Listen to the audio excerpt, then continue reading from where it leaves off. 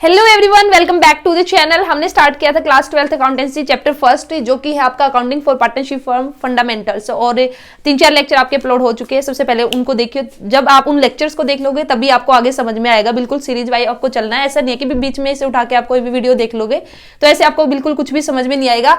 तो भाई आज की इस वीडियो में हम करेंगे, हमने P&L एप्रोप्रिएशन अकाउंट हमने देख लिया था, फॉर्मेट हमने देख लिया था, आइटम हमने देख लिए थे कि P&L एप्रोप्रिएशन अकाउंट के अंदर हमारे कौन कौन से आइटम आएंगे। और अब हम सीखने जा रहे हैं कि भी जो भी आइटम आएंगे ना तो उनकी कैलकुलेशन, क्योंकि आपको कई बार वहां पे डायरेक्ट अमाउंट आपको गिवन नहीं होगा क्वेश्चन में, और आपको वहां पे जो अमाउंट है उसको कैलकुलेट करना पड़ेगा। तो आज की इस वीडियो में हम बात करेंगे जो सैलरी है, सैलरी हमारी P&L एप्रोप्रिएशन अकाउंट के अंदर आएगी डेबिट साइड में। कमीशन है वो आएगा हमारा कमीशन टू पार्टनर या फिर कमीशन टू मैनेजर है, इसी के साथ ही इंटरेस्ट ऑन कैपिटल है। तो इन सभी की कैलकुलेशन हम देखेंगे। तो सबसे पहले बात करते हैं हम सैलरी की। तो देखिए सैलरी की अगर मैं बात करती हूं तो जब भी हम किसी भी पार्टनर को सैलरी देंगे हमें पता है कि भी P&L एप्रोप्रिएशन की डेबिट साइड में आएगा, क्योंकि ये फर्म के लिए क्या है, एक एक्सपेंस है। तो नॉमिनल अकाउंट का रूल क्या बोलता है, debit all expenses and the losses. तो आपको जो सैलरी है वो 4 तरह से गिवन हो सकती है। कैसे? फर्स्ट आपके 4 केस में बोल सकती हूँ यहाँ पे हो सकते हैं। फर्स्ट केस आपका बेसिकली क्या होगा, salary of the X amounting to ₹50,000। अगर क्वेश्चन में ऐसे गिवन है, ठीक है, यहाँ पे इन्होंने कुछ नहीं लिखा, डायरेक्ट लिखा कि भी जो एक्स है, एक्स क्या है, एक पार्टनर है और उसकी जो सैलरी है वो कितनी है, 50,000। 50,000 के आगे पीछे इन्होंने पीछे कुछ नहीं लिखा कि पर मंथ है, पर एनम है, क्या कुछ नहीं है। तो आपको कुछ नहीं करना। जब आप P&L एप्रोप्रिएशन अकाउंट यहाँ पे प्रिपेयर करोगे तो उस P&L एप्रोप्रिएशन अकाउंट की डेबिट साइड में, ठीक है, डेबिट साइड में आप डायरेक्ट लिख के दिखा दोगे टू सैलरी टू पार्टनर। भी सैलरी हमने कितनी दी है पूरा हम लिख के दिखा देंगे भी 50,000, ठीक है। बट आपका सेकंड केस क्या है, सेकंड केस आपको देखने को मिल सकता है, salary of the X to ₹4,000 P.M. Means per month. P.M. का मतलब क्या है, पर मंथ, ठीक है।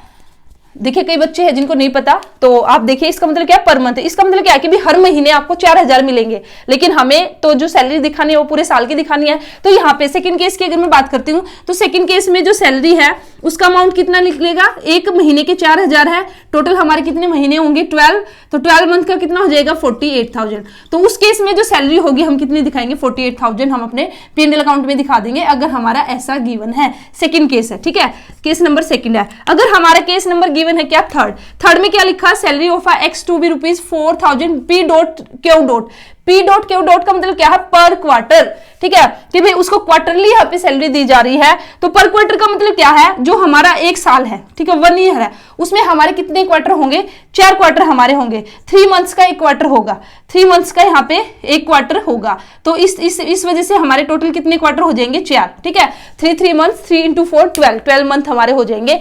तो पर क्वार्टर अगर हमारे गिवन है तो थर्ड केस में जो हमारी सैलरी है उसका अमाउंट कितना निकलेगा, 4,000 है पर क्वार्टर, 4 क्वार्टर, तो टोटल हमारे हो गए 16,000। तो उस केस में फिर हम यहाँ पे P&L एप्रोप्रिएशन में जो सैलरी है वो कितनी दिखा देंगे, 16,000। इसी के साथ ही नेक्स्ट है फोर्थ केस। अगर आपका गिवन है कि भी जो सैलरी है वो हम पार्टनर को कैसे दे रहे हैं, हाफ ईयरली। हाफ ईयरली का मतलब कि भाई साल में हम 2 बार देंगे। तो इट मीन्स यहाँ पे अगर फोर्थ केस में लूं तो फोर्थ केस में जो सैलरी है वो मेरी कितनी निकल के आएगी, भाई हर 6 महीने हम दे रहे हैं हाफ ईयरली, तो भाई 2 हमारे हाफ ईयर होंगे, ठीक है। तो 2 से मल्टीप्लाई करेंगे तो उस केस में हमारी सैलरी कैसे आ जाएगी, 40,000। तो ये 4 केसेज है। तो कैसे भी आपको सैलरी है वो क्वेश्चन के अंदर देखने को मिल सकती है, और मैंने चारों केसेज आपको बता दी, इससे के अलावा और अलग से कुछ नहीं देखने को मिलेगा। तो जो भी केस गिवन है उसके अकॉर्डिंग आप जो सैलरी है उसका अमाउंट है उसको कैलकुलेट करना, और आफ्टर दैट जो P&L एप्रोप्रिएशन है उसमें आप उसको दिखा देना। तो ये बात की हमने सैलरी की। अब हम बात करेंगे यहाँ पे कमीशन की। तो कमीशन की भी हम 2 तरह से बात करेंगे, एक तो हम मैनेजर को कमीशन देते हैं और एक हम पार्टनर को कमीशन देंगे,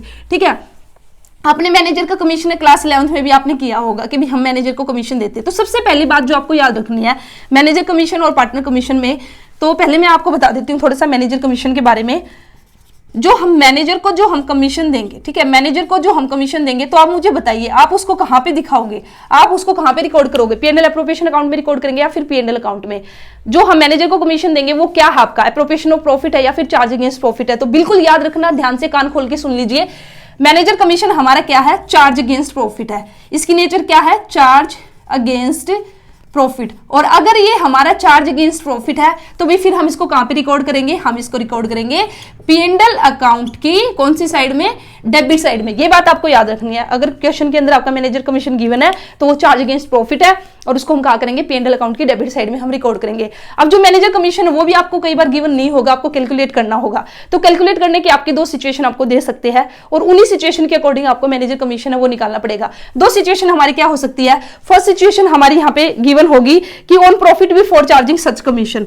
ऑन आपको मैनेजर का कमीशन हुआ वो कौन से प्रॉफिट पर कैलकुलेट करना है? On profit before charging such commission. ठीक है, दो कंडीशन आपको गिवन होगी। फर्स्ट कंडीशन है on profit before charging such commission, second condition होगी on profit after charging such commission. आपने क्लास 11th में अच्छे से किया, फिर भी हम इसको यहाँ पे भी करेंगे। ठीक है, अगर किसी बच्चे ने नहीं किया तो ध्यान से सुन लीजिए, इसका ट्रीटमेंट है वो हम कैसे करेंगे।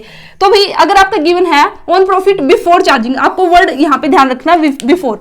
अगर बिफोर आपका गिवन है तो उस केस में आप जो कमीशन है उसको कैसे कैलकुलेट करोगे? जो भी आपका नेट प्रॉफिट गिवन होगा, जो भी नेट प्रॉफिट आपका गिवन होगा मल्टीप्लाई बाय जो भी रेट होगी और उसको हम डिवाइड कर देंगे 100 से। तो हमारा क्या निकल के आ जाएगा? Manager commission. फॉर एग्जांपल मेरा जो नेट प्रॉफिट है ना वो 22,000 है। ठीक है, और रेट है ना मेरी, रेट यहाँ पे 10% है मेरी, तो मैं यहाँ पे मैनेजर का कमीशन कितना आ जाएगा? 2200 रुपये आ जाएगा। अगर मेरी कंडीशन क्या गिवन है? Before charging. ठीक है, सेकंड कंडीशन यहाँ पे क्या है? अगर आपका गिवन है after charging, on profit after charging such commission. बस आपको याद रखना अगर यहाँ पे बिफोर की जगह, ठीक है, यहाँ पे बिफोर ने देखे उन्होंने क्या दे दिया? After charging. आफ्टर चार्जिंग अगर हमारा गिवन है तो उस केस में जो कैलकुलेशन है वो थोड़ी सी चेंज हो जाएगी। उस केस में कैलकुलेशन आपकी क्या हो जाएगी? आपका नेट प्रॉफिट आएगा मल्टीप्लाई बाय रेट आएगा और यहाँ पे चेंज क्या आएगा? अब यहाँ पे 100 प्लस रेट हो जाएगा। 100 प्लस क्या हो जाएगा? रेट हो जाएगा। बस ये चेंज आएगा, ये आपको ध्यान रखना। For example same net profit मेरा कितना है? 22,000 मल्टीप्लाई बाय रेट मेरी कितनी है? 10% है। ठीक है, अब नीचे क्या आएगा? 100 प्लस रेट, रेट कितनी है? 10%। तो ये मेरा कितना हो गया? 22,000 मल्टीप्लाई बाय 10 अपॉन 110। ठीक है, यहाँ पे मैंने कैलकुलेट किया तो 2000। आफ्टर चार्जिंग मैंने जब कैलकुलेट किया तो मैनेजर का कमीशन 2000 निकला और इससे पहले जब मैंने बिफोर चार्जिंग मैंने कैलकुलेट किया था तो वहां पे 2200 निकला था। बस ये यहाँ पे कैलकुलेशन आपको करनी है। ये दो कंडीशन हो गई, फर्स्ट मैंने बताई थी, सेकंड ये। बस इतना याद रखना कि मैनेजर का कमीशन कहां पे जाएगा? P&L अकाउंट की डेबिट साइड में जाएगा। क्यों जाएगा? क्योंकि ये क्या है? चार्ज अगेंस्ट प्रॉफिट है। वहीं पे अगर मैं बात करती हूँ, अब हम बात कर लेते हैं किसके कमीशन की? पार्टनर के कमीशन की। ठीक है, अगर यहाँ पे मैनेजर कमीशन न होके, ठीक है, अगर ये हमारा क्या है? यहाँ पे है पार्टनर कमीशन। तो अब आपको याद रखना भी पार्टनर कमीशन है वो चार्ज अगेंस्ट प्रॉफिट नहीं है। पार्टनर कमीशन हमारा क्या है? एप्रोप्रिएशन ऑफ प्रॉफिट है। पार्टनर्स कमीशन क्या है? Appropriation of profit. अगर एप्रोप्रिएशन ऑफ प्रॉफिट है तो फिर आप मुझे बताइए ये कहां पे जाएगा? कहां पे जाएगा? ये जाएगा P&L एप्रोप्रिएशन अकाउंट के अंदर। तो ये अब कहां पे इसकी जो हम रिकॉर्डिंग करेंगे ये करेंगे P&L अकाउंट एप्रोप्रिएशन की डेबिट साइड में। ठीक है, इतना क्लियर है आप लोगों को? अब इसमें भी आपको सेम निकालना होगा। सेम ये कंडीशन आपकी गिवन होगी, on profit after charging such commission, on profit before charging such commission. मैंने दोनों आपको बता दिए, बिल्कुल सेम रहेगा। अगर आपका बिफोर चार्जिंग है तो रेट अपॉन 100 होगा और अगर आपका आफ्टर चार्जिंग है तो रेट अपॉन 100 प्लस रेट होके आप यहाँ पे निकाल सकते हैं। तो इस तरह से आपको यहाँ पे कैलकुलेट करना और फिर यहाँ पे आपका आ जाएगा पार्टनर कमीशन। ठीक है, पार्टनर कमीशन। तो हमने देखिए भाई P&L account, P&L appropriation account जब हमने बनाया तो हमने सैलरी कैलकुलेट करना सीख लिया, पार्टनर कमीशन हमने सीख लिया है। ठीक है, और इसी के साथ ही भी इंटरेस्ट ऑन कैपिटल भी मैंने लास्ट वीडियो में आपको कराया था। इंटरेस्ट ऑन कैपिटल भी कैलकुलेट करना मैंने आपको बताया था। और हमारे यहाँ पे क्या आएगा? इंटरेस्ट ऑन कैपिटल, जितने भी पार्टनर है A, B, ठीक है, वो आ जाएगा। अब थोड़ा सा हम एक और इलस्ट्रेशन यहाँ पे कर लेते हैं इंटरेस्ट ऑन कैपिटल कैलकुलेट करने की।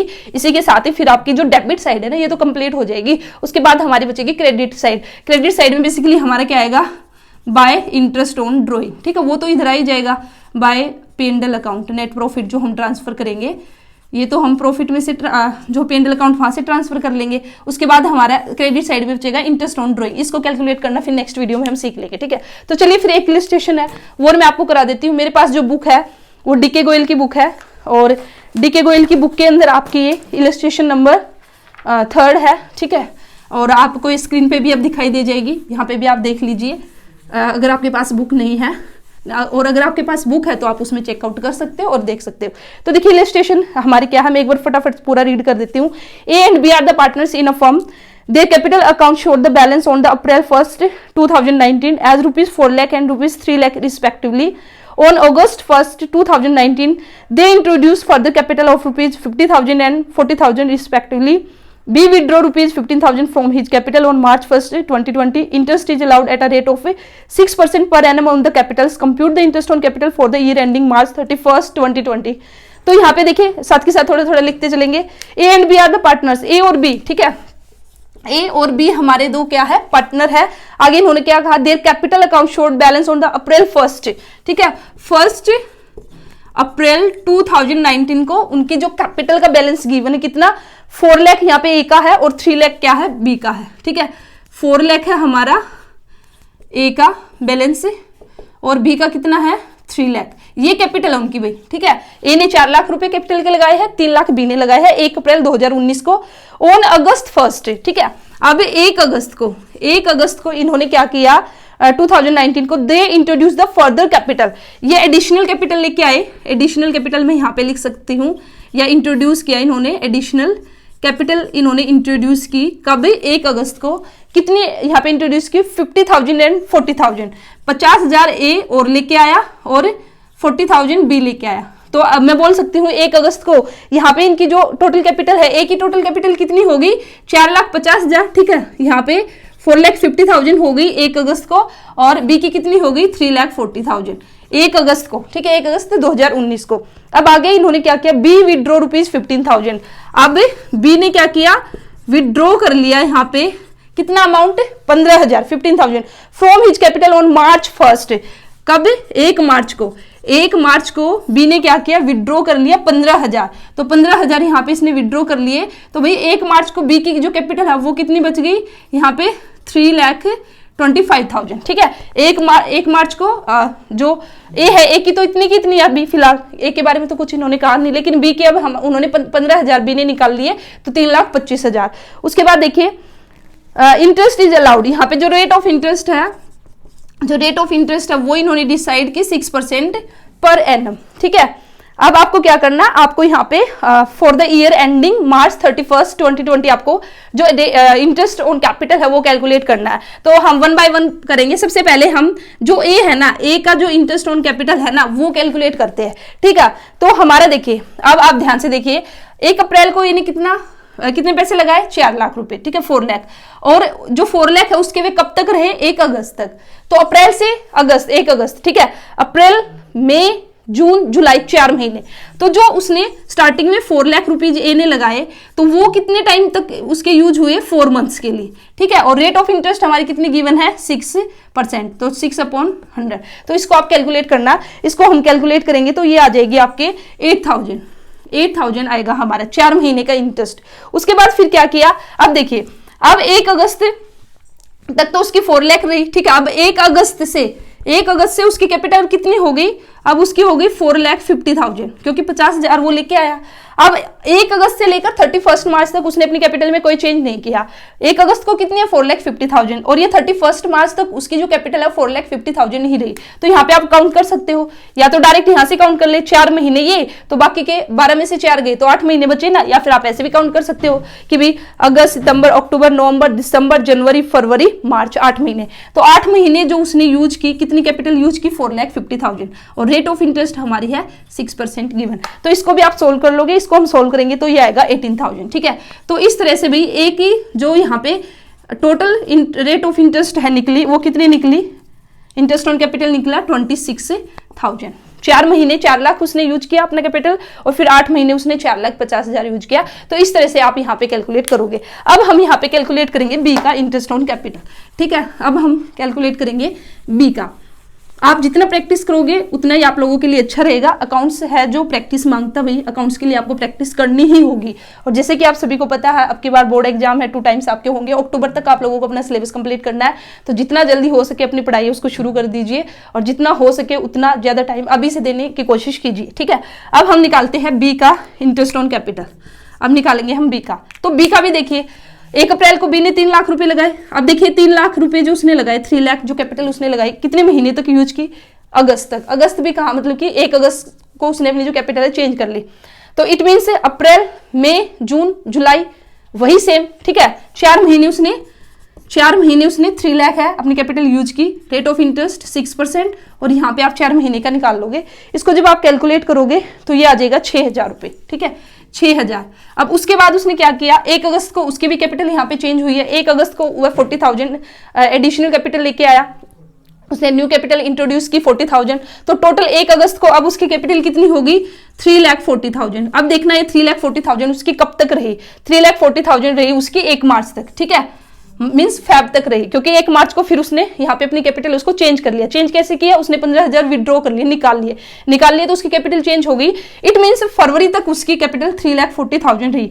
कब से लेकर, 1 अगस्त से लेकर और यहाँ पे 28 या 29 जो भी है फरवरी तक उसकी कैपिटल रही अब 3,40,000, क्योंकि फिर 1 मार्च को उसने चेंज किया और 1 मार्च को 15,000 निकाल के अपनी कैपिटल है 3,25,000 कर ली।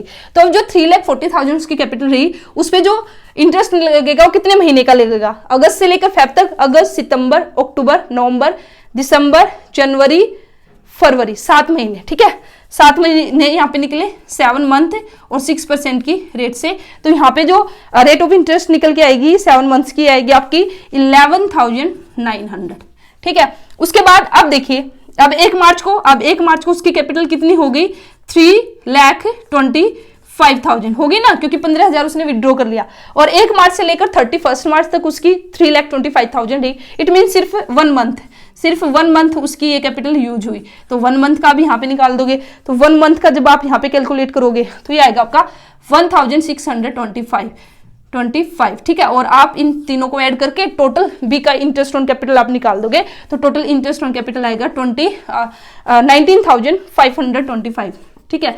तो इस तरह से भी आपको क्या करना है, इंटरेस्ट ऑन कैपिटल है वो कैलकुलेट करना, आपको ध्यान से क्वेश्चन है उसको रीड आउट करना, उसमें देखना है कब उसने जो कैपिटल है वो इंट्रोड्यूस की है, कब उसने विड्रॉ की है, और उसी के अकॉर्डिंग फिर आप उसकी कैपिटल उसको कम ज्यादा करके जो रेट ऑफ इंटरेस्ट और मंथ है, मंथ की कैलकुलेशन करके आप अपना अमाउंट है उसको कैलकुलेट कर सकते हो। और एक मोस्ट इंपॉर्टेंट बात जो कि आपको याद रखनी है, जो इंटरेस्ट ऑन कैपिटल हम कैलकुलेट करते हैं हमेशा जो हमारी ओपनिंग कैपिटल होगी, ओपनिंग कैपिटल पर आप क्या करोगे, रेट ऑफ इंटरेस्ट है वो निकालोगे, ठीक है। क्लोजिंग कैपिटल पे आप इंटरेस्ट के रेट, वो जो इंटरेस्ट है वो आप कैलकुलेट नहीं करते हो, क्योंकि क्लोजिंग कैपिटल का मतलब क्या है कि भाई लास्ट में हमारी कैपिटल इतनी बची है। ओपनिंग का मतलब क्या कि भी शुरू में हमने जो पैसा लगाया उसी पे तो हमें ब्याज मिलेगा ना, तो इसलिए आपको ओपनिंग कैपिटल, अगर बाई चांस आपकी ओपनिंग कैपिटल गिवन नहीं है तो वो फिर आपको निकालनी होगी। तो वो निकालने का क्या फॉर्मूला होगा, जो आपकी क्लोजिंग कैपिटल गिवन होगी, ठीक है। इसी के साथ ही भी अगर आपने ड्रॉइंग की है तो ड्रॉइंग है उसको ऐड कर दोगे आप, और इसी के साथ ही भी अगर आपका प्रॉफिट था तो प्रॉफिट माइनस कर दोगे। तो इस तरह से जो भी आइटम गिवन है उसके अकॉर्डिंग आप देख लेना, और उसके अकॉर्डिंग फिर आप क्या करोगे, जो अपनी ओपनिंग कैपिटल है उसको कैलकुलेट करोगे। तो इस तरह से भी हमने यहाँ पे जो P&L account, P&L appropriation account जो हम प्रिपेयर करते हैं उसकी जो डेबिट साइड है ना वो मैंने आपको कंप्लीट करा दी है, ठीक है। हमने सैलरी कैलकुलेट करना सीख लिया, अमाउंट सैलरी का। इसी के साथ ही हमने भी कमीशन को किस तरह से निकालना वो भी हमने सीख लिया, जो इंटरेस्ट ऑन कैपिटल है वो हमने सीख लिया।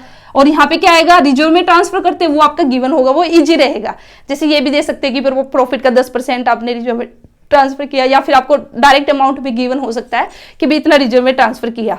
तो ये सारे के सारे आइटम हमारे कहाँ पे आएंगे, P&L एप्रोप्रिएशन की डेबिट साइड में सारे के सारे आइटम है, उनकी अकाउंटिंग ट्रीटमेंट है, किस तरह से हमें कैलकुलेट करना ये हमने सीख लिया है। अब नेक्स्ट वीडियो में हम यहाँ पे जो इंटरेस्ट ऑन ड्रॉइंग आएगा ना हमारा क्रेडिट साइड में, उसकी कैलकुलेशन करना सीखेंगे। तो वीडियो कैसी लगी, अच्छी लगी तो वीडियो को लाइक कीजिए, चैनल को सब्सक्राइब कर लीजिए, किसी का कोई भी डाउट है कॉमेंट सेक्शन में पूछ लेना, ठीक है। वीडियो को लाइक जरूर करना, आपके एक लाइक से काफी मोटिवेशन मिलता है, और इस तरह से भी हम अब अपना जो सिलेबस है उसको जल्दी जल्दी कंप्लीट करेंगे। तो मिलते हैं नेक्स्ट वीडियो में, all the best, thank you.